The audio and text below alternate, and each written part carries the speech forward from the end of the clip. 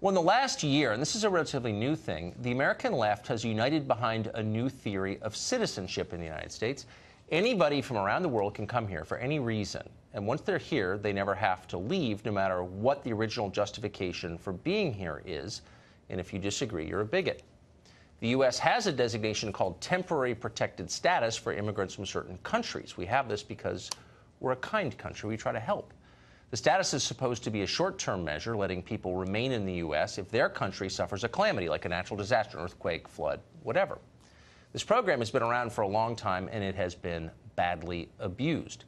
El Salvador, for example, received TPS in 2001 after a series of earthquakes. It still has it today.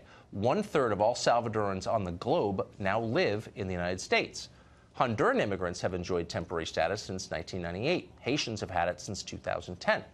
The Trump administration has said, geez, this is supposed to be temporary. Let's make it temporary and let the status of some countries expire. Well, in response, the left is revealing what they really think about temporary. They were actually permanent all along. With the support of the ACLU, several immigrants are suing the Trump administration, saying they can't be deported. They claim that the president has described some countries as terrible places to live, therefore he's a bigot. Never mind, the entire justification for letting immigrants come here in the first place is that their countries were terrible places to live. The only thing that matters is this single principle to the left. Anybody can live in the U.S., and they should never be forced to leave, ever. We think that's the principle, but to explain it to us, Ahilan Arul Anandan is legal director of the ACLU of Southern California, and he joins us tonight. Ahilan, thanks for coming on. Thanks for having me, Tucker. So there's an obvious internal contradiction here, which I'm sure you've pondered before, which is these plaintiffs whom you're representing are saying that it was bigoted of the president to describe certain countries as hellholes, crappy places to live, and yet the justification for their being here anyway and not returning is that those countries are exactly what President Trump said they were. So how does that work? Yeah, I don't think that's quite how we see it, Tucker. You know, I think the government can create a temporary program for people to say 6, 12, even 18 months, but these are countries where people have been lawfully residing here under this U.S. program for almost 20 years, in some cases more than 20 years. And all we're saying is that when the government then wants to change the program and take away their status, tear apart their families, their U.S. citizen children who've been here or in high school, it has to have a very good reason to do that. You know, and they don't have, obviously, a very good reason here. But There was a bipartisan... may I just say that, but hold on, isn't the reason itself inherent in the program? It was a temporary, this wasn't permanent resettlement of people who wanted a better standard of living. Well, we've done it for a lot of people, but this specific program was to say, your country's a disaster, you can come here till it's better. 1/3 of all Salvadorans on planet Earth now live in the United States. So there's been a massive resettlement here. Why is it unfair to hold them to the standards we agreed on in the first place? Well, two things, Tucker. You know, first, it's not a question of whether or not you can have a good reason to terminate it. It's the question is, did the government actually have such a reason here?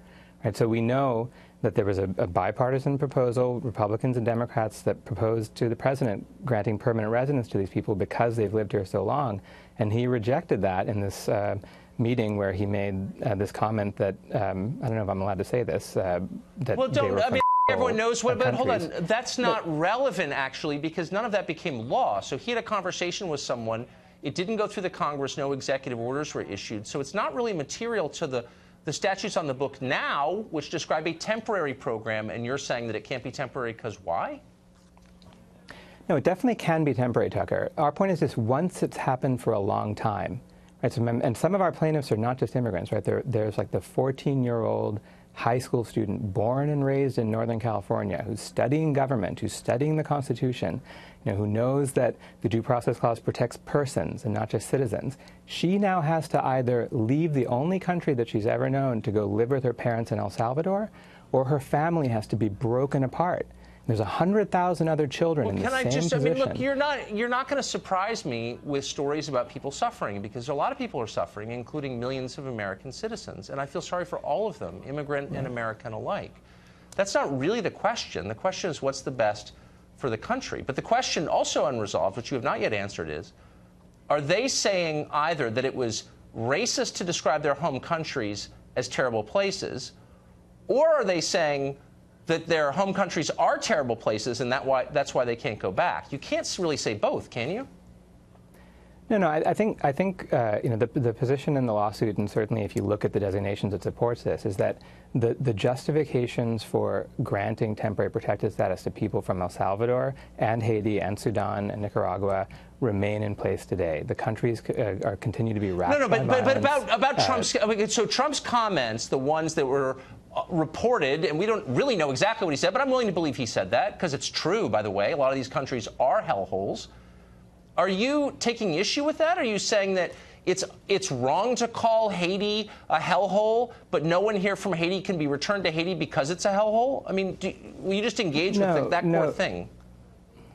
Right, yeah, no, Tucker. You know, that the president is reported to have said is that we don't want people from these asshole countries. Right. And so it was an expression of animus against them. And it's not the only statement. I mean, the president has made many statements about, you know, everybody from Haiti has AIDS. You know, I don't want to go through them all, but a number of really derogatory statements against people from these countries. Who cares?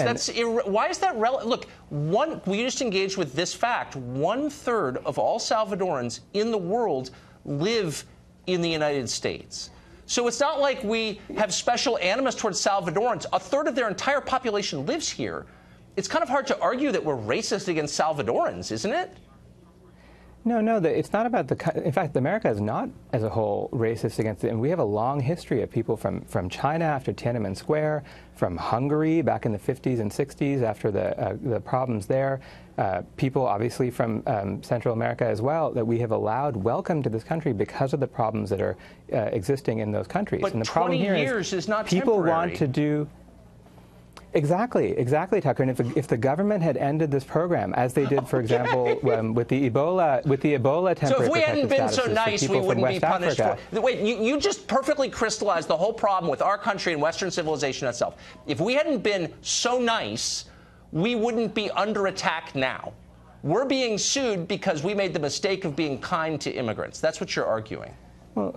Well, no, I think we've sued because when the government wants to tear a set of families apart, and we're talking about American children, school-age children, it has to have very good reasons for doing that. But we don't think the government has shown. Okay, if they're not asshole countries, right, I mean, then it's not so terrible to been go home.